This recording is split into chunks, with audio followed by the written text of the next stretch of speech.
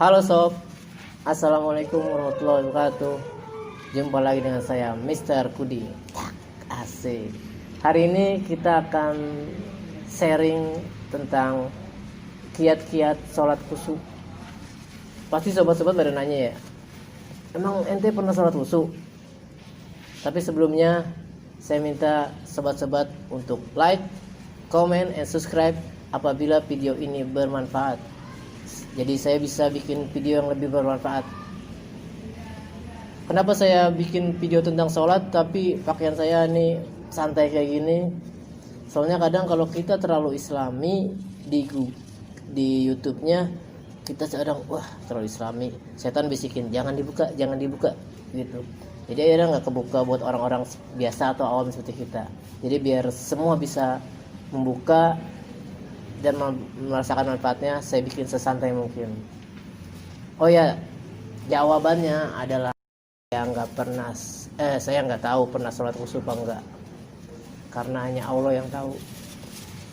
Jadi kadang kita nih iman kita lagi tinggi atau kita lagi terpuruk jatuh karena masalah, kita pengen banget tuh sholat yang khusyuk buat ngadu sama Allah. Tapi gimana kita mau khusyuk?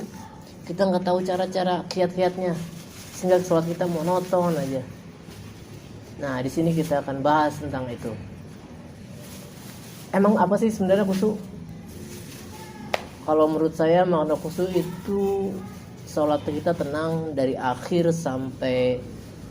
sampai akhir, nggak ada beban, dan di situ kita merasa hina kepada Allah Subhanahu Wa Taala, merasa Allah itu lebih mulia. Dan kita ragu apa salah kita terima apa enggak.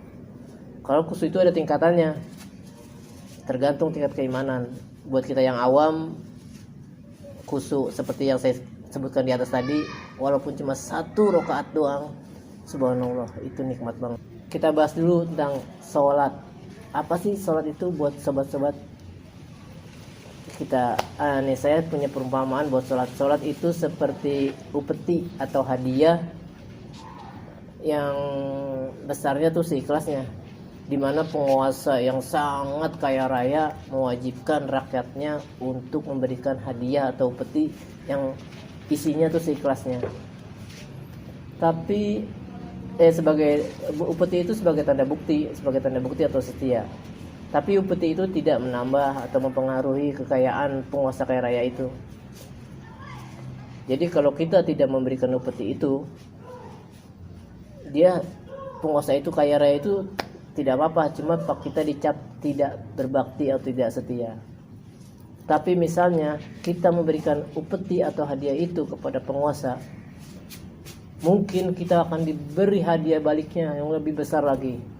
Apalagi kita punya permintaan, aku mau ngasih nih hadiah upeti buat penguasa kaya raya ini, kita kasih dengan bentuk yang bagus, isinya juga bagus.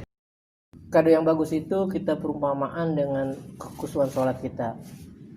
Ya, jadi ayolah kita sholat kita berusaha. Ini garis bawah ya, berusaha sholat khusyuk. Itu kita seperti memberikan hadiah yang bagus, tempatnya besar, isinya bagus, dikasih hiasan-hiasan yang bagus.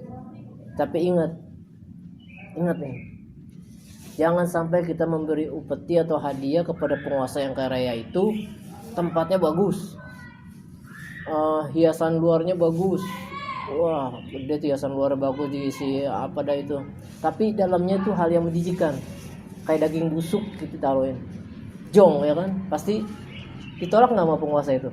Pasti ditolak. Itu perumpamaan orang-orang yang sholat dan zikirnya itu kelihatan bagus dari luar, tapi ria. Dia pengen dibilang paling suci, dia pengen bilang paling taat, atau dia merendahkan orang yang di sebelahnya karena pakai kaos, atau dia pengen kelihatan sama mertua.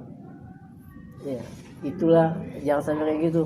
Udah pasti sholat kita atau hadiah kita itu nggak bakal diterima penguasa. Jadi sholatlah dengan antara kita sama Allah aja, dengan hati merendah. Nah, sekarang kita bahas kiat-kiat cara agar sholat bisa khusyuk. Poin pertama ialah wudu dengan benar. Tapi ingat, sehabis ambil wudu itu sudah jangan pegang apa-apa, maksudnya jangan megang handphone lagi. Udah antara wudu langsung ke sholat. Kita cuma bisa mendiri, cuma nggak usah megang handphone lagi, ngelain apa lagi, apalagi sampai makan dulu habis wudu. Wah, kusut itu mah. Jadi wudu disempurnakan dan tidak melakukan apa-apa setelah wudu, langsung sholat. Poin yang kedua, tahu gerakan sholat. Yang pasti kita sudah tahu gerakan-gerakan sholat, bacaannya dalam setiap gerakan. Kita tidak membahas tentang gerakan-gerakannya harus gimana, enggak, kita nggak bahas itu. Yang penting kita melakukannya dasar sholat yang benar, menghadap kiblat, takbir, baca Al-Fatihah, ruku, sujud, sampai salam. Di situ seterusnya. Kita nggak bahas harus rapat kakinya apa enggak, takbirnya tangannya juga enggak. Itu masuk ke kesempurnaan sholat. Itu mah soal itu kita bisa pakai fikih empah majab, seterah mau pakai yang mana, semuanya benar. Jadi harus tahu poin-poin gerakan sholat. Nah, yang ketiga itu merendah di hadapan Allah. Merendah, kita pas sendiri itu baru pertama kali sebelum Allah, kita merendah di hadapan Allah bahwa kita udah banyak dosa kayak gini nih, masih dibolehkan untuk sholat. Soalnya kita sholat itu Allah yang menjalankan, Allah yang ngizinin kita sholat, Allah yang menggerakkan kita, bukan. Jadi banyak teman-teman kita, dia tahu ilmu sholat, dia tahu nggak sholat itu dosa, cuma Allah nggak menggerakkan dia, jadi dia nggak sholat. Nah, buat kita yang lagi sholat, merendah, ya Allah, saya sudah banyak dosa ini, masih dibolehkan menghadap kamu ya Allah. Di situ kita harus merendah dan menganggap Allah itu berterima kasih sama Allah. Poin 4 itu tahu arti bacaan sholat.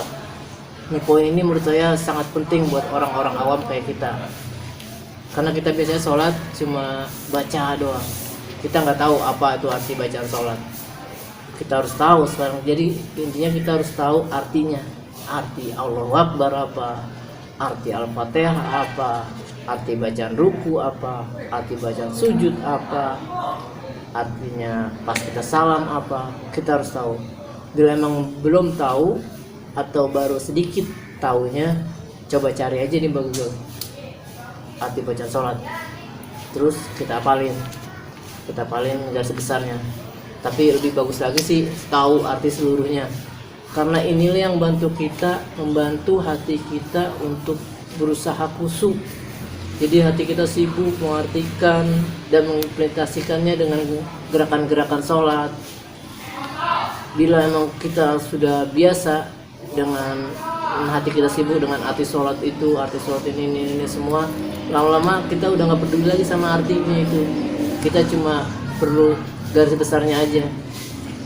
Jadi cuma udah kita lama-lama kita udah bakal biasa, jadi artinya udah masuk ke duluan ke dalam hati kita. Karena tingkat khusyuk itu yang saya bilang tadi ada tingkatannya. Jadi step by step aja. Sekarang kita yang penting arti bacaan sholat aja kita implementasikan. Pas kita lagi Allahu Akbar, Allah Maha Besar, saya akan menghadap Allah Maha Besar gitu. Baca Al-Fatihah, kita tahu Al-Fatihahnya, kita ituin Al-Fatihah. Jadi hati kita, otak kita cuma mikirin surat itu, jadi nggak, yang lainnya nggak bakal, insya Allah sih nggak bakal terganggu. Beda lainnya jangan dengan orang-orang kayak sufi, orang-orang soleh. Mereka itu tingkatannya udah wah, jadi mereka juga udah nggak perlu tuh yang arti-arti sholat. Mereka sudah bersatu sama sholat itu. Mereka sudah antara dia sama Allah, bahkan lagi sholat ditusuk aja juga mereka nggak peduli. Tapi kita sebagai yang masih awam ini, kita berusaha dengan memfokuskan otak pikiran kita kepada sholat dulu aja. Jadi contoh saat kita takbir, di hati kita ucapkan Allah Maha Besar. Kemudian kita baca Al-Fatihah, kita tahu artinya kan, kita harus alhamdulillah, kita membayangkan kita bisa sama Allah mengucapkan alhamdulillah sama Allah, Allah yang Maha Rahman, Allah yang Maha Rahim, Maha Pengasih lagi penyayang. Itu kita tahu Allah itu tempat kita sujud, Allah itu tempat kita minta apa? Ihdinas siratal mustaqim, minta jalan yang lurus. Itu kita tahu. Nah pas ruku kita tahu kita sedang ruku sama yang maha tinggi, yang maha suci. Dan saat kita duduk kita tahu kalau kita duduk kita itu sedang apa?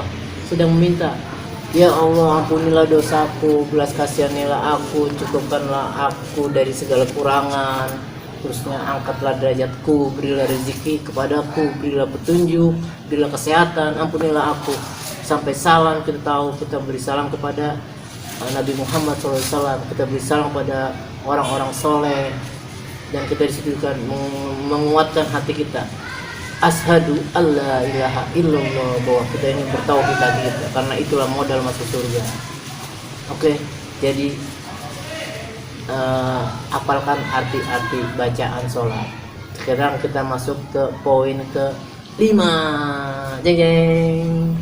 Poin ke-5 itu tumakninah atau berdiam sejenak. Kita mulai harus biasakan diri kita untuk tumakninah setiap gerakan sholat. Diam sejenak barang sedetik sampai gerakan sholat itu sempurna.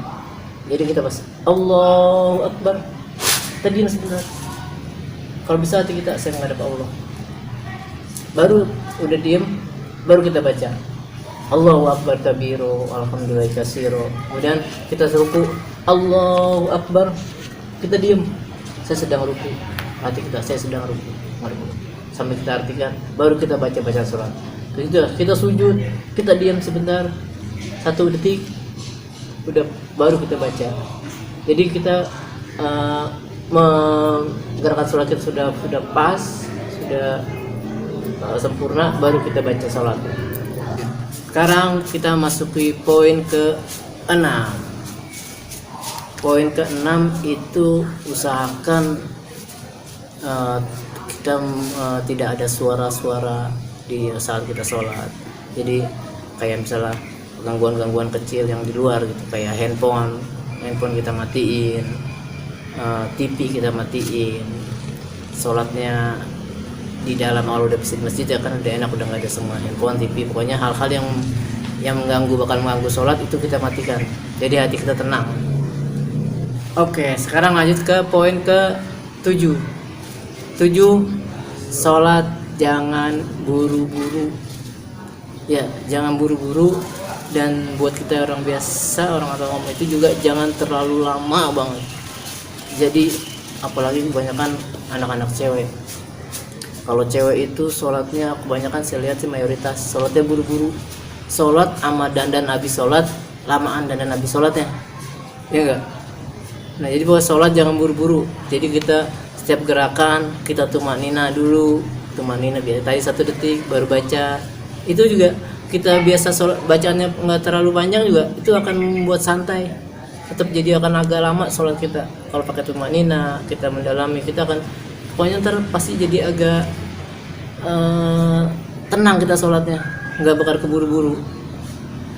Oke, jadi poin ke-7 itu jangan buru-buru dan jangan juga terlalu lama, kecuali emang iman kita emang udah terlalu nikmat sholatnya nggak apa-apa. Cuma jangan jadikan terlalu lama itu malah kita akhirnya berhayal. Dan sekarang lanjutnya ke poin terakhir, poin 8. Jeng. 8 itu usahakan sholat tidak menutup mata. Sholat tidak menutup mata dan mata menghadap ke titik sujud kita. Karena saat kita menutup mata, setan langsung membawa pikiran kita melayang ke pikiran kita, apa ketemu kita lagi nyari barang dikasih tahu atau apa. Pokoknya saat kita menutup mata di situ walaupun cuma sedetik setan langsung masuk dan akan membuat. Jadi usahakan sholat berusaha keraslah untuk tidak menutup mata.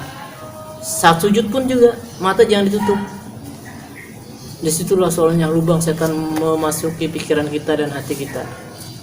Nah teman-teman, sahabat-sahabat, itulah kedelapan cara-cara kiat-kiat buat kita untuk sholat khusyuk.